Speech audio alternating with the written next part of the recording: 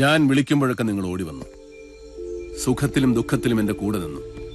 പലപ്പോഴും മരണത്തെ നമ്മൾ മുഖാമുഖം കണ്ടിട്ടുണ്ട്, പക്ഷേ പിന്നോട്ടടിച്ചിട്ടില്ല. എന്റെ മുകളിൽ എല്ലാത്തിനും ഉടമസ്ഥനായി മറ്റൊരാളുണ്ടെന്ന് നിങ്ങൾക്ക് അറിയാമെങ്കിലും അതാരാണെന്ന് ഒരിക്കലും ഞാൻ പറഞ്ഞിട്ടില്ല. അത് അയാളും ഞാനും തമ്മിലുള്ള ധാരണ. പക്ഷേ ഇപ്പോഴത്തെ വിഷയം അതൊന്നുമല്ല. ജീവിതത്തിൽ ഇന്ന് വരെ സ്വസ്ഥത എന്തെന്ന് ഞാൻ അറിഞ്ഞിട്ടില്ല. എന്റെ വേവലാതികളുടെ കാരണം മറ്റൊരു ജീവിതത്തിലേക്കുള്ള ആഗ്രഹമാണെന്ന് ഡോക്ടറാണ് പറഞ്ഞത്. ഞാനിത് പറയേണ്ടവരോട് പറഞ്ഞു. എന്നെ ഇല്ലാതാക്കും എന്നായിരുന്നു മറുപടി. ഇനി എനിക്ക് നിലനിൽക്കണമെങ്കിൽ തിരിച്ചടിച്ചേ മതിയാകും. അല്ലെങ്കിൽ വീണ്ടും ഒരു അടിമയായി പഴയ ജീവിതത്തിലേക്ക് മടങ്ങും. വയ്യ, ഇനി ഒരിക്കലും അതിന് വയ്യ. എനിക്ക് നിങ്ങളിൽ നിന്നറിയേണ്ടത് ഒന്നേ ഉള്ളൂ.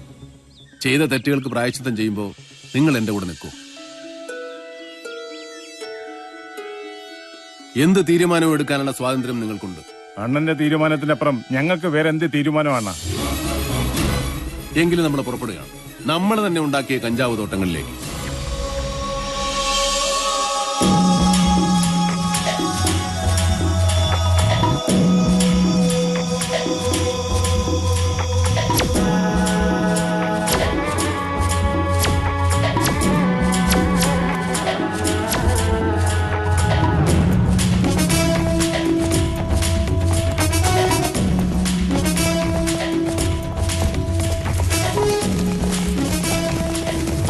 മിസ്റ്റർ ഭാർഗവൻ, ഇനി നിങ്ങൾ രക്ഷപ്പെടാമെന്ന് വിചാരിക്കണ്ട.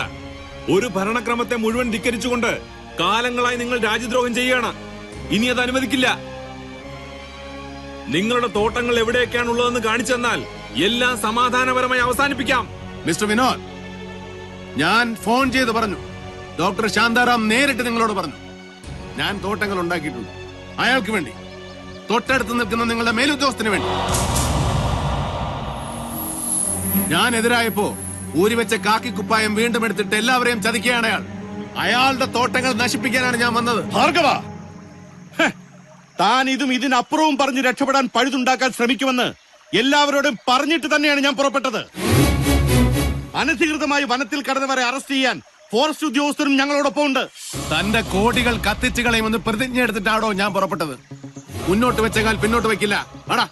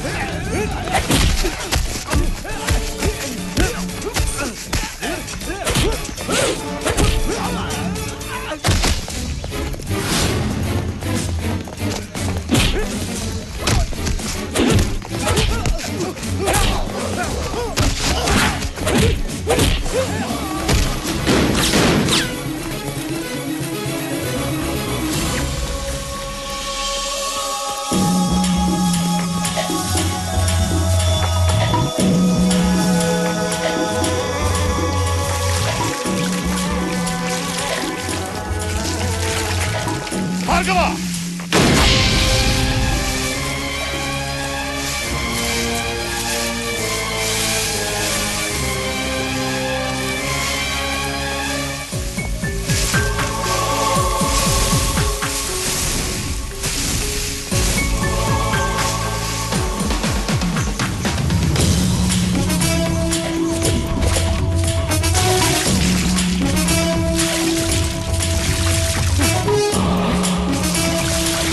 ഭാർഗവ,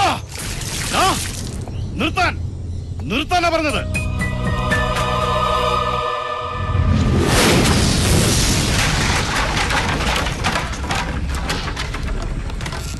ഭാർഗവ, രക്ഷപ്പെടാൻ ശ്രമിക്കേണ്ട ഭാർഗവ, രക്ഷപ്പെടില്ല.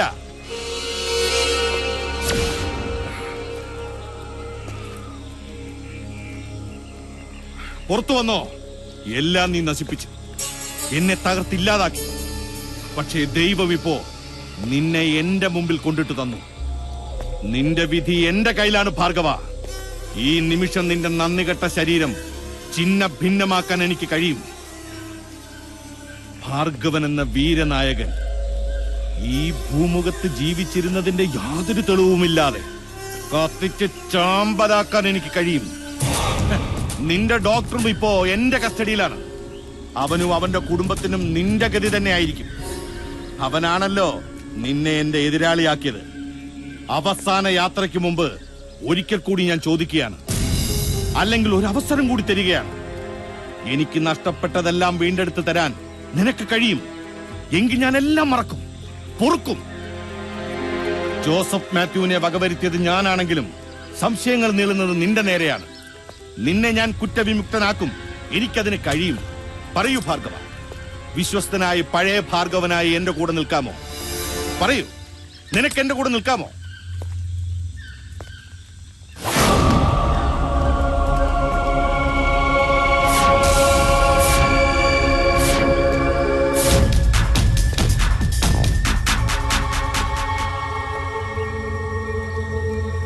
പോലീസ് ട്രെയിനിങ് കോളേജിലെ ക്ലാസ്സിൽ വെച്ച് ഒരിക്കൽ സാറ് പറയുണ്ടായി, സമൂഹം മഹാന്മാരെന്ന് കരുതി ആദരിക്കുന്നവരെയും പോലീസുകാരൻ സംശയദൃഷ്ടിയോടെ നോക്കണമെന്ന്. ആ പാഠം മനസ്സിലുണ്ടായിരുന്നതുകൊണ്ട് ഇതിത്ര എളുപ്പമായി. ഭാർഗവന്റെ സഹായത്താൽ ചെറിയൊരു പരീക്ഷണം.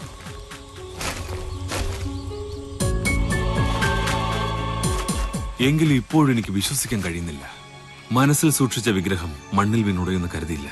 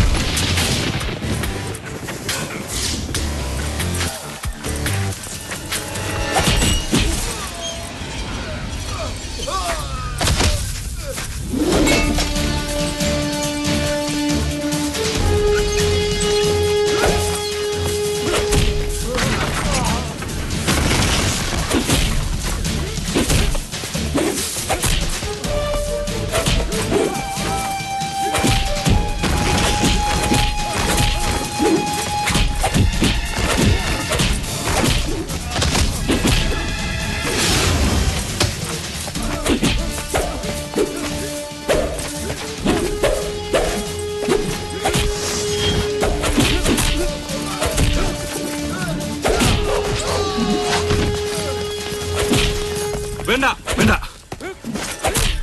അവർ തമ്മിലുള്ള കണക്ക് അവർ തമ്മിൽ തന്നെ തീർക്കട്ടെ. ആ യൂണിഫോമിന്റെ നിറം മാത്രമേ നമ്മുടേതുമായി സാമ്യമുള്ളൂ. അതിനകത്തുള്ളത് നിയമപാലകനല്ല, തോംസകനാ. തോംസകൻ.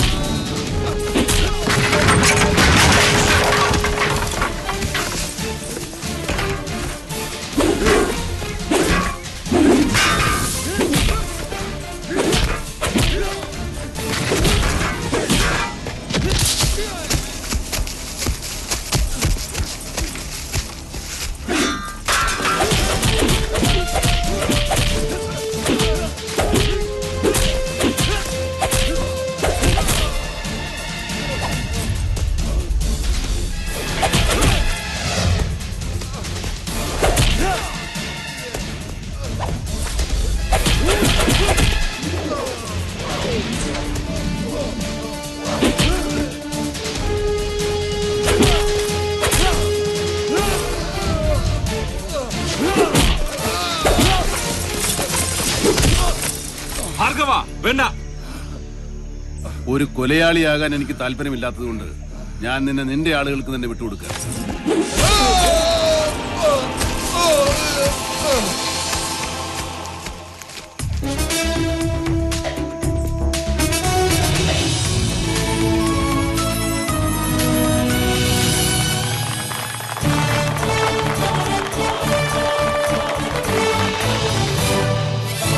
എനിക്കിങ്ങനെ ഒരു യാത്രയപ്പ് തന്നതിന് മെഡിക്കൽ അസോസിയേഷൻ ഭാരവാഹികളോടും കുടുംബാംഗങ്ങളോടും ഞാൻ നന്ദി പറയുകയാണ്.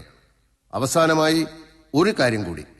ഇനി ഒരിക്കലും കേരളം ഭ്രാന്താലയമാണെന്ന് പറഞ്ഞ വിവേകാനന്ദനെ ഞാൻ വെല്ലുവിളിക്കുകയില്ല. ഒരു രക്ഷയുമില്ല ഇവിടെ.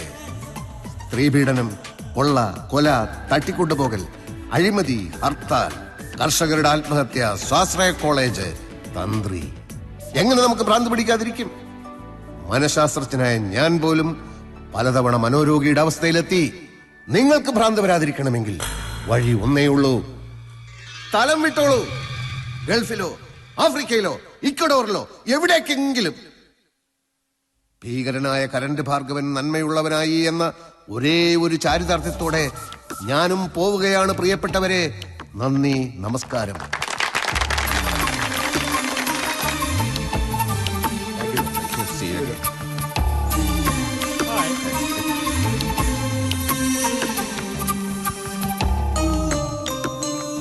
ഡോക്ടറെ,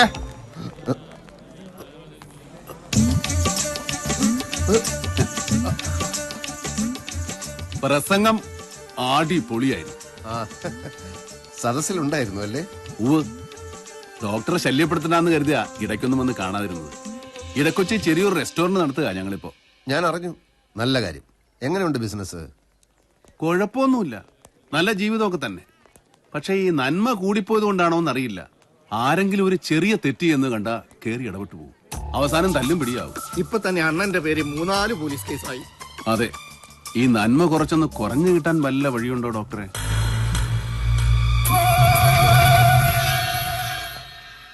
ഡോക്ടറെ, ഡോക്ടറെ, ഡോക്ടറെ പ്ലീസ്, ഡോക്ടറെ.